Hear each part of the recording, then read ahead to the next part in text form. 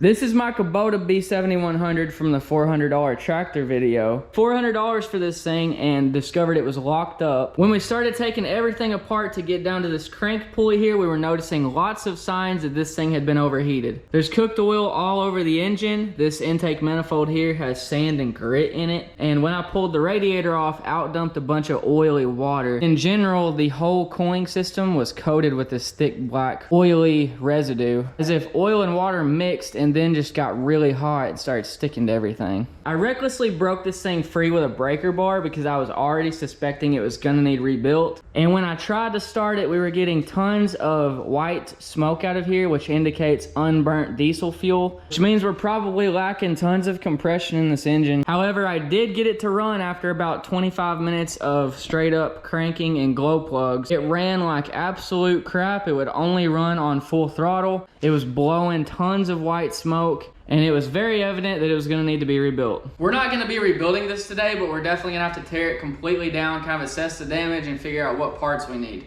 Rebuild kits for these things only cost like 400 bucks. It is also a sleeved engine, so we're not gonna have to bore over or anything like that. We just pop some new sleeves in. So let's tear this thing apart. We're actually gonna have to split this tractor in half, so to get to the bolts, to do that, we have to take out the battery and the gas tank, and that way we can get to the bell housing, which is kind of in between here.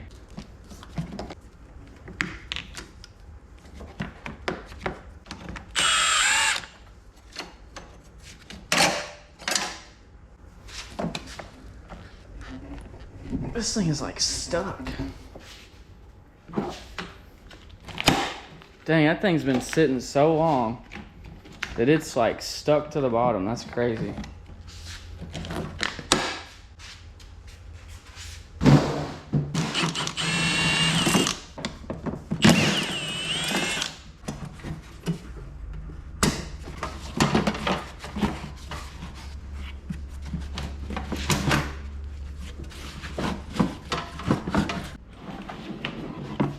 A couple hydraulic lines have to go first, and then we're gonna remove all the bolts to the bell housing.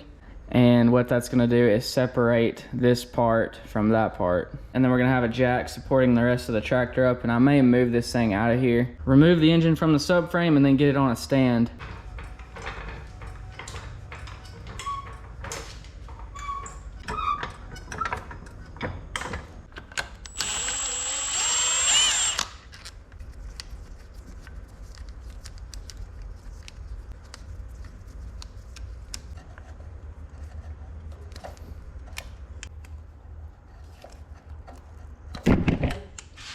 Oh crap.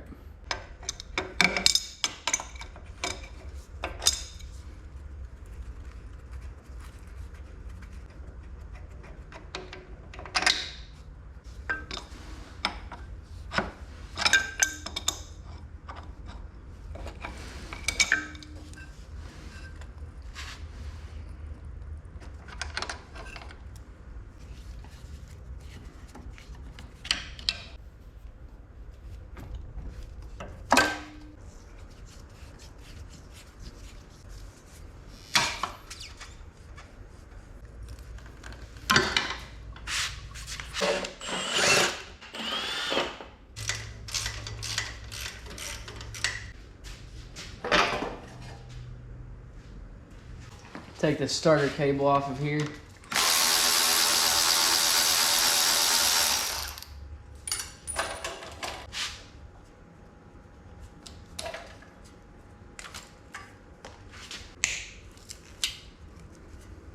All the wiring has been removed from the engine section. Now we're gonna unbolt the bell housing from the engine itself.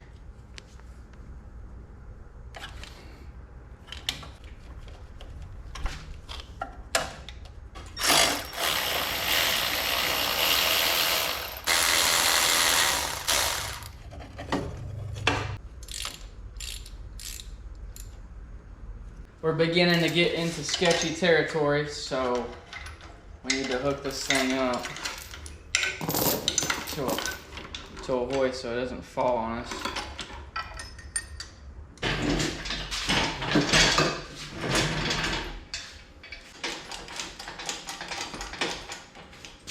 One last bolt holding the bell housing to the engine.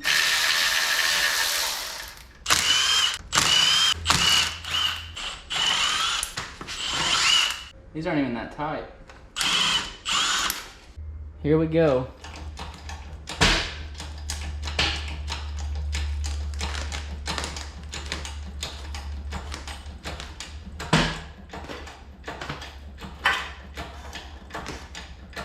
Okay, so the front is wanting to come out. Maybe I need to get to the front and pull on it.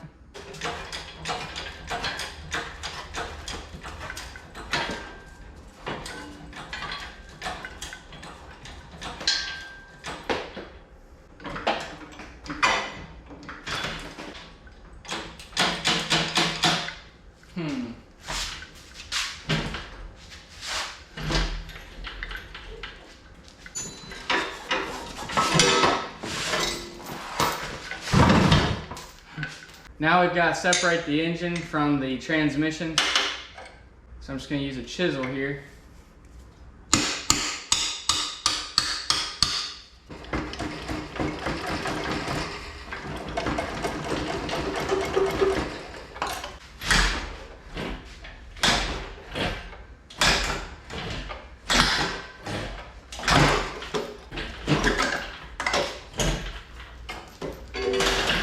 There she is.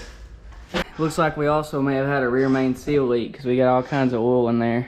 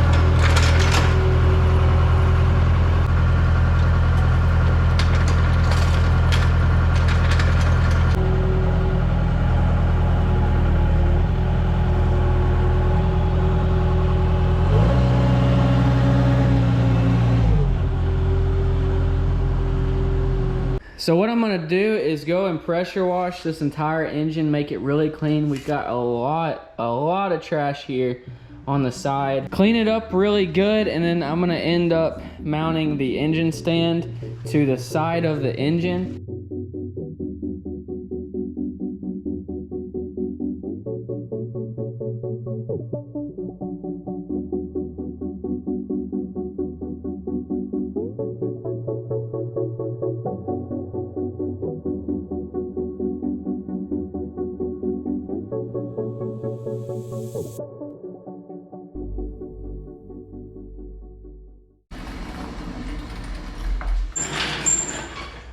Let's get this oil filter out of the way.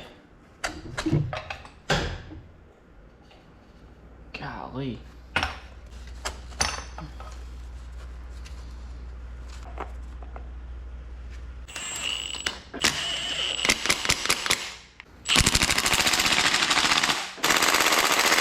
We're gonna start off by taking this exhaust manifold off, getting it out of our way.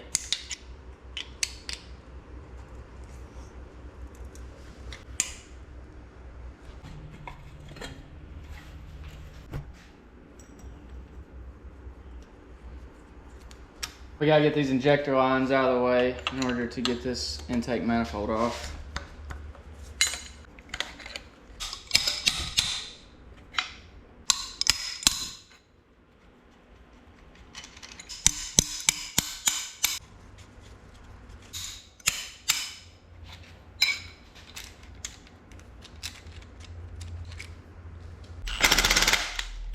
Wrong way.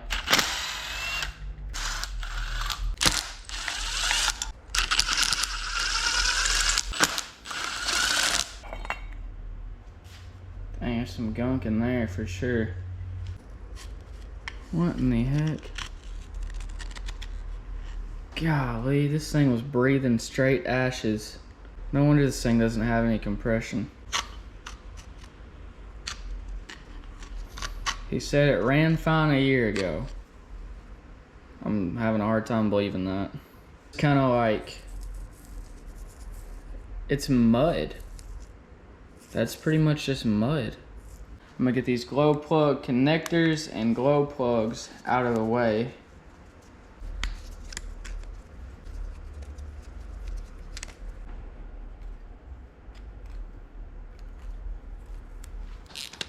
That was not very tight.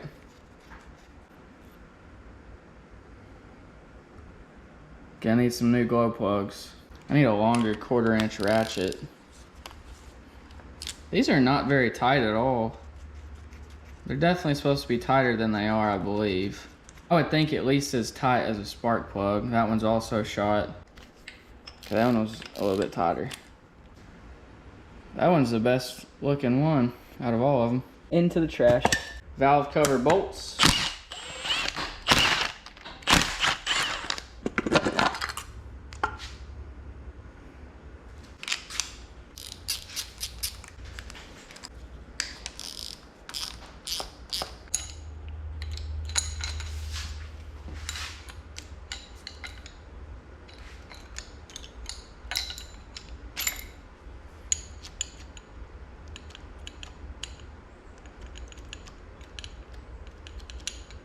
These are some of the worst return lines I've ever seen. All dry rotted. I bet this don't even hold. Yep, pulled right off.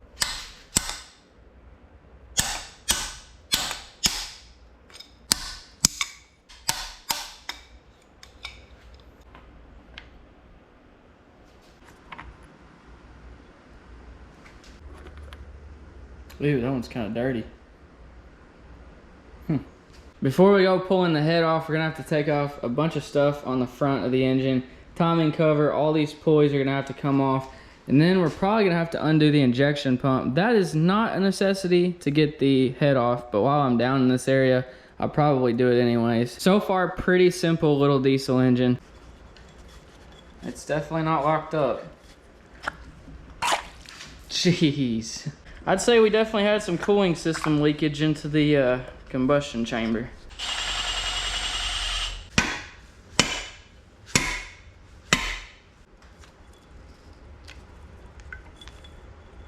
That's weird. Look at that. Huh. Someone said this is actually a generator. Instead of an alternator on this thing, this is like the alternator. So that's why it's doing that probably.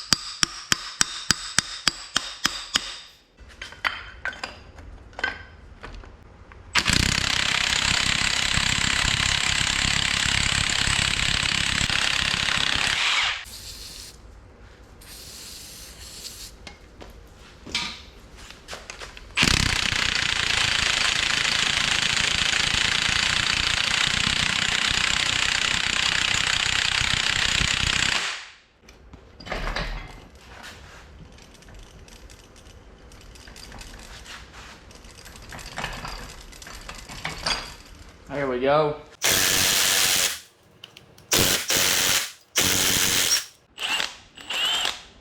Thing was on there.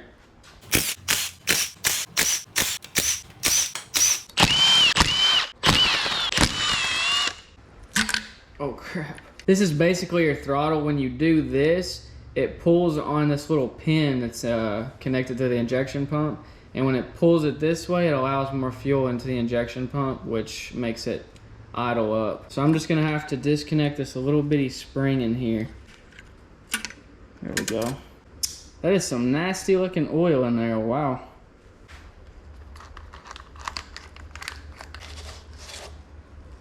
Gosh, that's so gross. There's a bolt hiding behind our generator, so we gotta get these off of here. There she goes. Nasty, nasty, nasty. All of it nasty. Last bolt.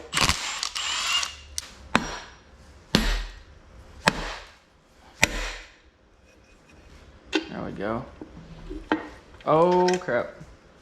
I did not drain the oil. Usually that's one of the first things you do, but not me.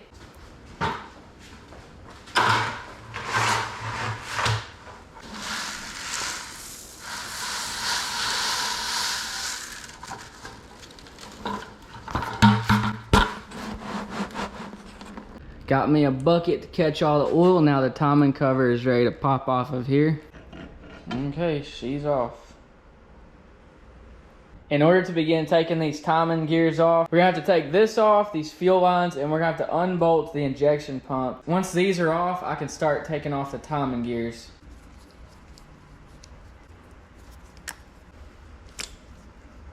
We're gonna unbolt this now.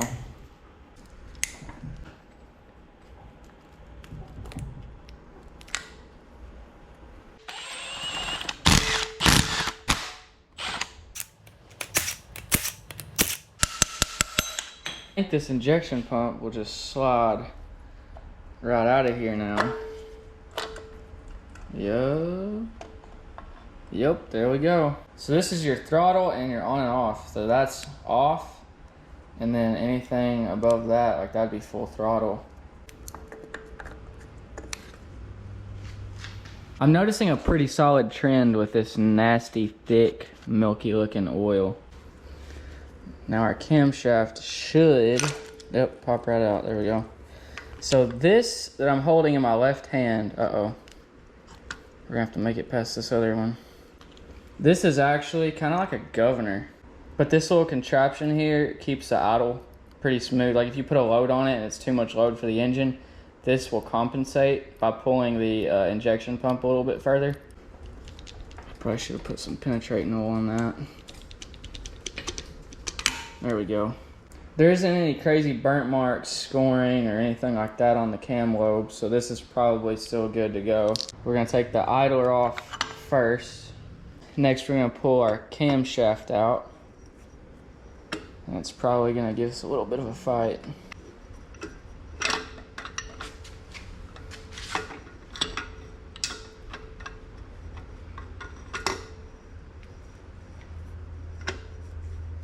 It's like a key. You gotta turn it just the right way. I'm also dropping seats right now. Camshaft also looks pretty good.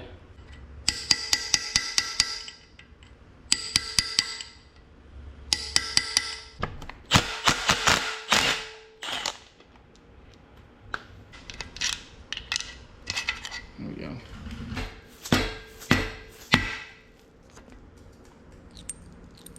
I'm pretty sure this is just gonna be a little window.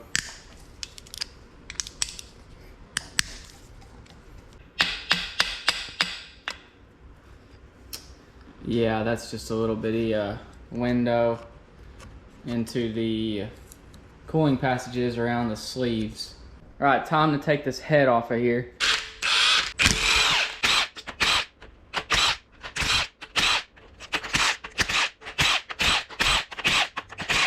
Now, usually heads are pretty stuck on here. You gotta kind of tap them with a mallet, but this one had so much exhaust running into the cooling passages that I bet you it'll probably just lift right off. Yep, sure enough. Little to no effort made there. As you guys can see, it seems my prediction was probably pretty well accurate. We've got tons of water in each one of these cylinders, and this indicates that we definitely were getting coolant into the combustion chamber, which means a blown head gasket or a warped or cracked head, maybe even potentially a block. But that's highly unlikely due to the fact there's water in every single one of these cylinders. There would have to be a crack in all three of these liners for this to occur, so it's probably just a blown head gasket. I don't see anything too terribly obvious. This head gasket definitely looks pretty bad. I will say the cylinder liners look a whole lot better than I was expecting. I was thinking they were gonna be just black, but they're definitely not sealing with the rings properly, and that's why we don't have any compression out of this thing. Time to spin this puppy over, knock these pistons out, and then get the whole rotating assembly out of here.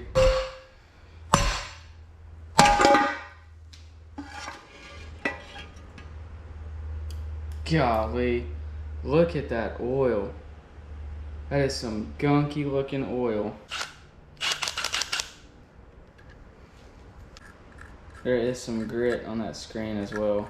This thing probably hasn't had good oil changes done. I'm gonna pull these rod caps off of here. Make sure these are labeled somehow. 03. Also, the little bump is going towards the back of the engine. Those rod bearings look like they got rust in them. Look at that. Rusty little rod bearing. One says 4-5 on it. That's a weird stamp mark. They messed up a 3, then they said 4, then they said 5, then they messed up an 8. So I don't think these are properly labeled. This one says 990. Cool. That makes a lot of sense. Okay, there's one. Rod number 1 is labeled with 3458. Oh crap. Rod number 2 is 033, so it's starting to make a little bit more sense now. Okay, and rod number 3 is 990. Now we've got to unbolt this whole rotating assembly in here. So we're going to start these 2 top bolts. There's about 17 bolts holding in this flange that kind of holds in the rotating assembly, so we got to take all of these out. Crap.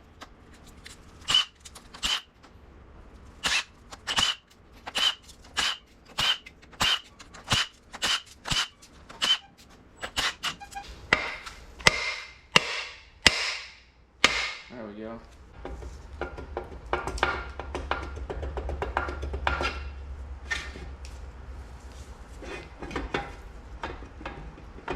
Gosh, this is gonna be...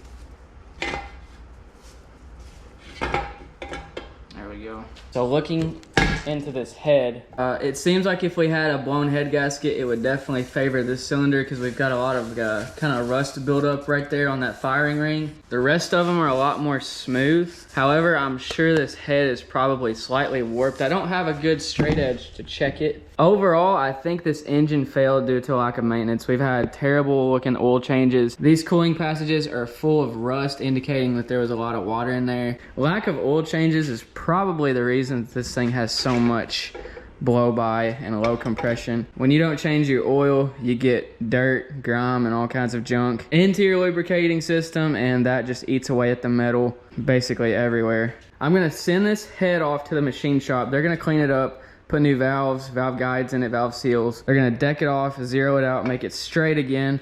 I'm not sure how true this concrete floor is, but we've got a lot of wobble going on.